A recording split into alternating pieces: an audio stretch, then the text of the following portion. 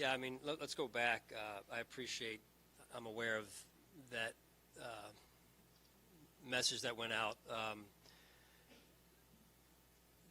The accuracy in what I said is this, I used to spend the night in the office, and it was about work-life balance. And I spent a lot of time here, we as coaches, and there's a lot of people that spend a lot of time in this building working hard so that we get the results that we so desire. But I also believe in being a good dad at home, so and taking a lot of pride in that. So having said that, we do what we can. The goal is the goal, and after a few days this week, we're going to unplug a little bit to get away. Speaking of balance, and enjoy a little bit of what life has to offer, and I think that perspective is good. And then we fire back up at the end of July, and we get this thing cranked up all the way here. So I'm looking forward to that. But in between now and then, we've got a couple of days of work in front of us, and then get some rest here. So. How critical is this week for, I guess, buttoning things up before training camp, especially for new coaches like Ken, coordinators like Matthew Smiley, just make sure everything's set before you guys hit the ground running in training camp? Yeah, it's huge. You want to be able to kind of throw all the paint on the palette over the course of the spring, and then really start to chisel it down so that when you come back for training camp, you've got a good, defined and clear plan as to what you want to do, how you want to approach it, how you want to attack things, and how you see, at least on the surface, at the beginning of it all, training camp unfolding. Sean, there were reports that Jordan Poyer is here for a mandatory minicamp. Can you confirm, is he here? He is here. Yep, he is here. How important is that to get him back in the building after not being here for OTAs and things like that? Yeah, it's important. He's one of the leaders of our team. It's good to see his face in here, on a personal level. And then just to get him around the team, and I'm sure those guys are happy to see him as well. So it looks like he's been working, and we're looking forward to spending some time with him the next couple of days. With respect to, the heartfelt, and I think everybody's thinking about Pegula right now, what in uniqueness, or what is it about Pegulas that maybe differs from other ownership groups, or what have they brought to you during your time here? Yeah, I don't want to get into comparing and contrasting. I don't think that's healthy. In my mind, they're the best owners in the NFL, and I'm probably biased, but that's how I feel in my heart. I think if you just look at what they've done for, Western New York, what they've done for this organization, for the multiple organizations and companies that they own around here, and then personally what they've done for me and my family, I don't know that I'll ever be able to repay them. So we love them, and more than anything, we just want to be there for them right now. Sean, attendance-wise, anyone not present so far this week? No, everyone's here. Look at your quarterback room that you have this year. Case is new to the team. Matt is new again. He was on the team, but Joe Brady is the new quarterback coach. What do you think you have in this new quarterback's room, and I guess how do you think it could help Josh as he moves on in his NFL career? Well, that's an interesting room every year, but it's an important room. Just the same, Matt, we were talking a little bit about this yesterday, and the personalities that are in that room, the experience in some ways that is in that room, it's got to work together and fit together like a puzzle because of the importance of that position and how that relates to winning football games. So it's an interesting dynamic because Josh is obviously, the guy in that room right now, and those other two players have to support Josh, but at the same time get themselves ready to go. So, but with very limited reps. So I've always said the backup quarterback position in the NFL is a hard one because of what comes with the job description. So, but Joe and the way he fits into that room, personality-wise, and then what he's been able to do to this point in his career with his experience, I think really bodes well for that group as a whole. You signed Greg Van Routen. Why and what do you see in him? Yeah, so Greg has tremendous experience. Obviously, he's played in the division for a window of his career. Was in Carolina. I did not overlap with Greg there, but saw his body of work from afar. We have a lot of respect for Greg and what he's been able to do through his career, and I think it's a good addition for us in terms of the competition, the experience. He has position flexibility as well. So had a few minutes this morning to be around Greg, and to this point, he's been a great addition.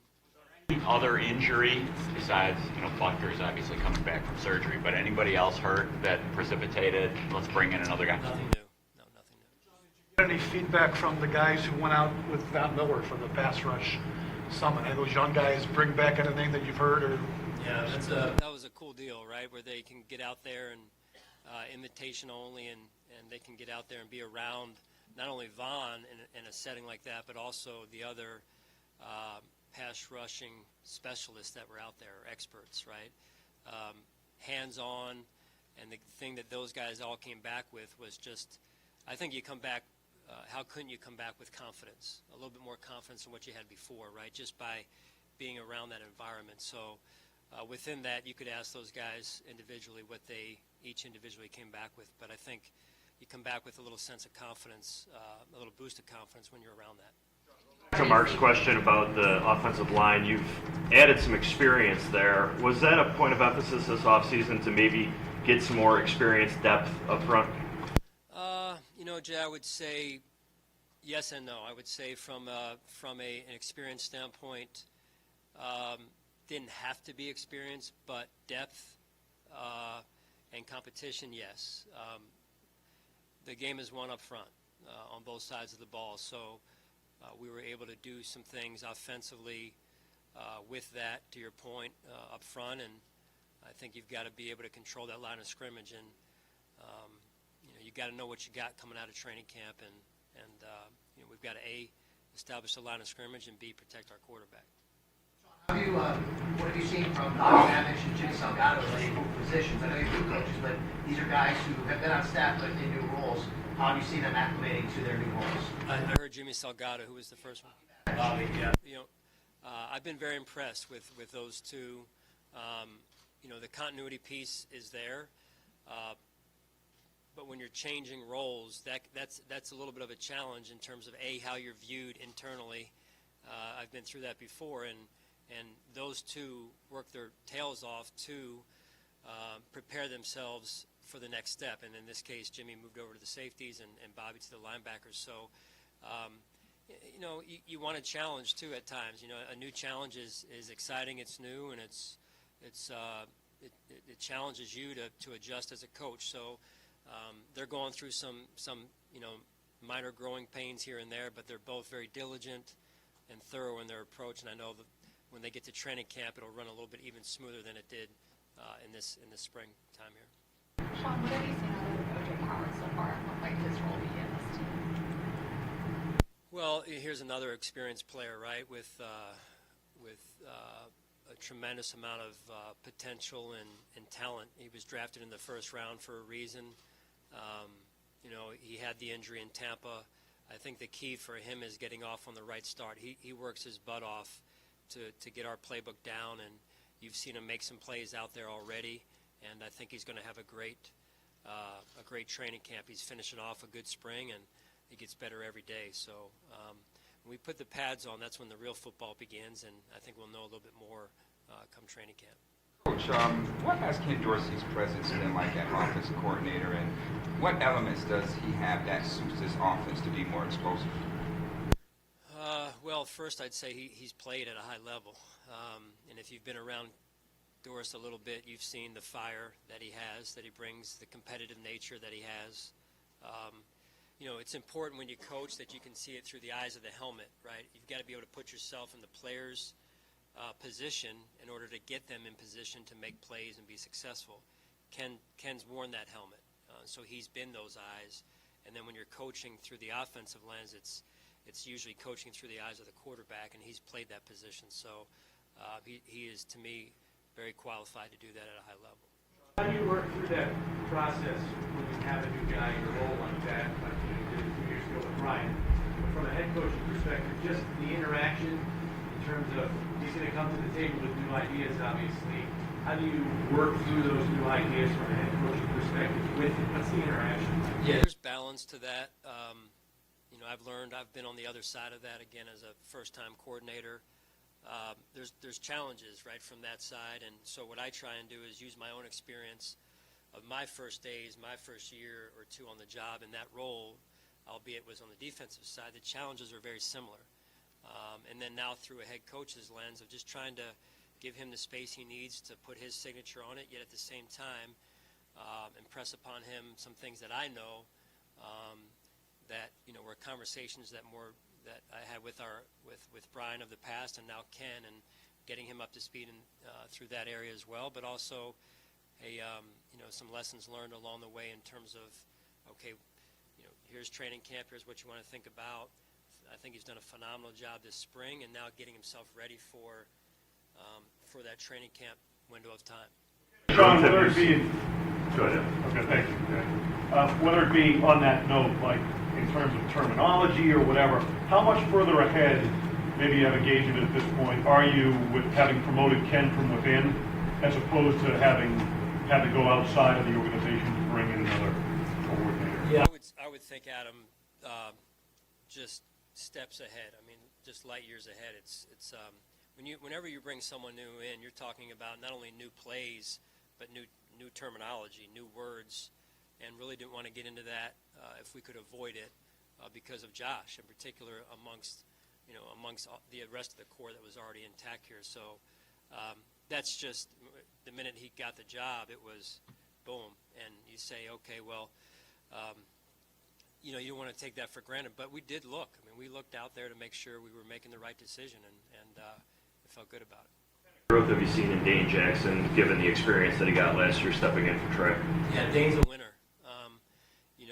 And when whether it was his first season, Jay, when he played through splashes of time, he went out there and performed, and that's hard to do as a rookie. And then last season as well, Trey goes down, Dane steps in, finished off the Saints game and didn't miss a beat. So are there things he can do better? Yeah, and he's working his butt off to do that. There's things we can all do better. But that's what I love about Dane, is he is committed. He's one of the first ones here every morning, one of the last to leave. Comes in on his own, even on the weekends at times, and he's a true pro. Similar note to that, now that you've gotten to spend time with Poyer, has anything stood out about him? How has the spring been going for him? I would say, what stands out about him first is his professionalism for a young man, a young player. Probably a lot of that comes from who he is and how he was supported at home because of his family and the way that they've been around the NFL. Other than that, you've seen him out there with the second group, some with the first group. It may continue to mix and match, and he's been going through the normal rookie growing pains.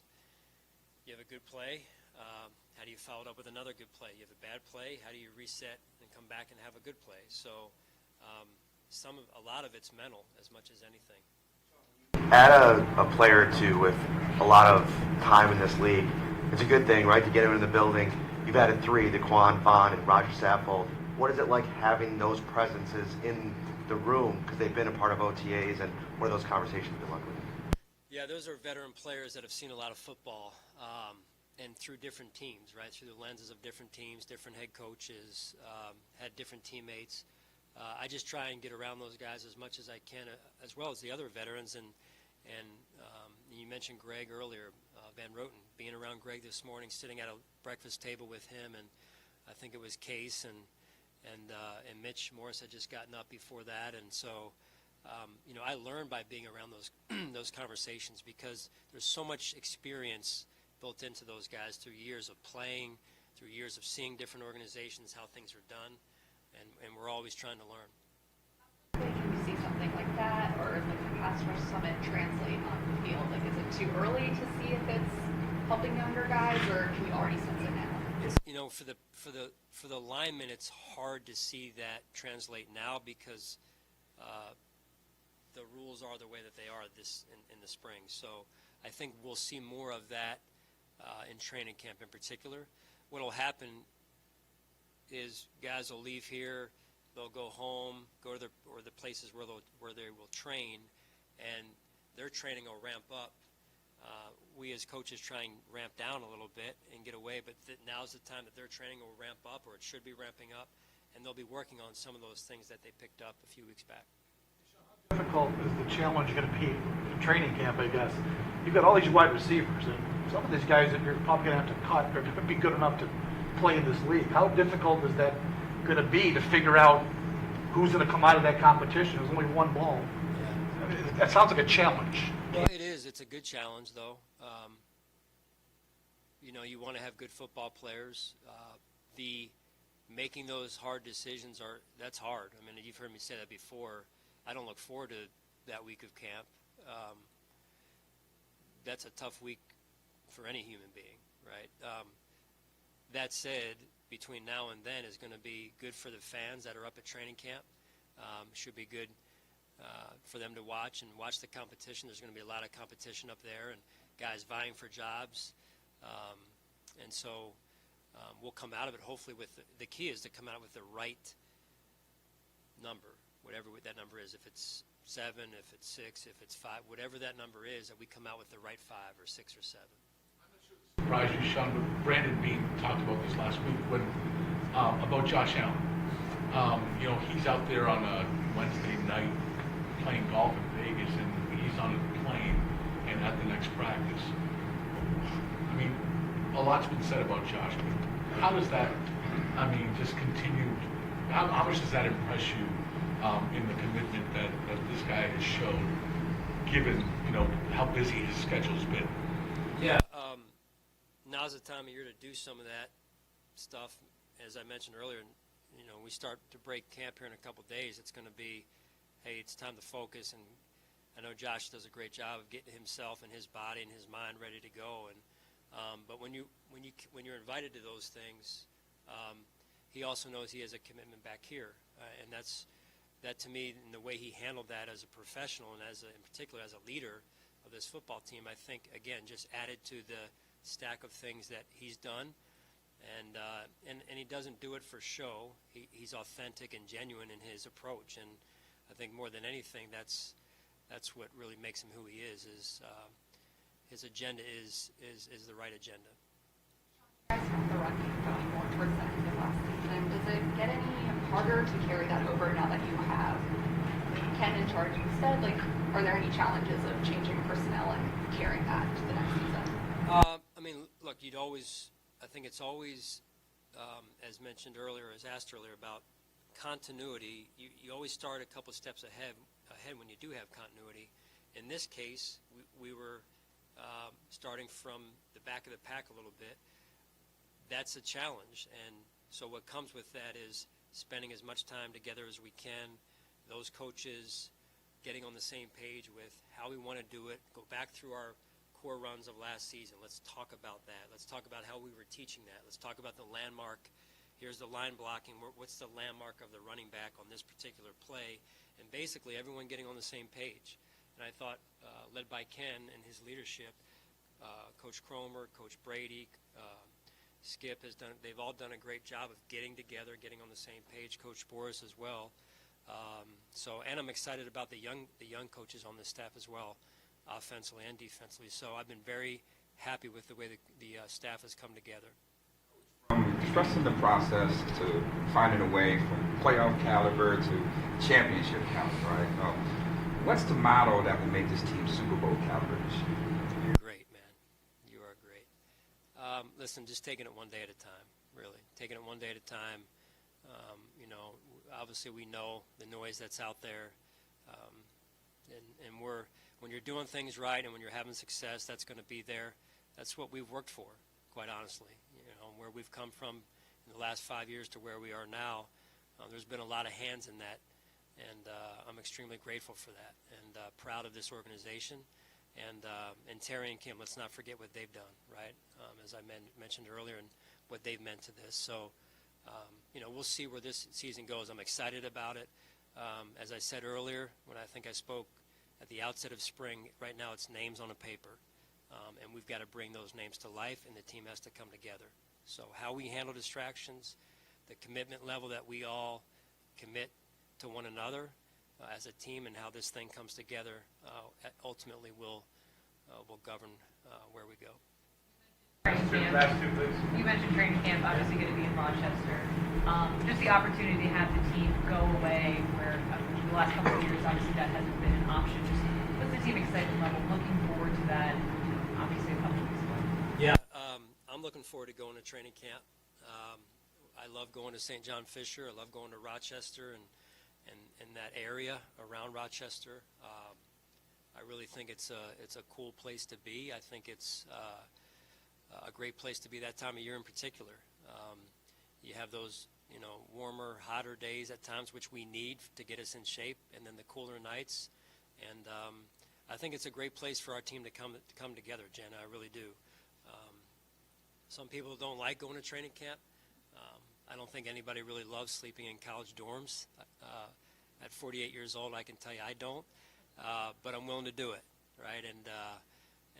But that's what we do, right? And that's how a team comes together through those shared experiences, and we look forward to that in a couple weeks here.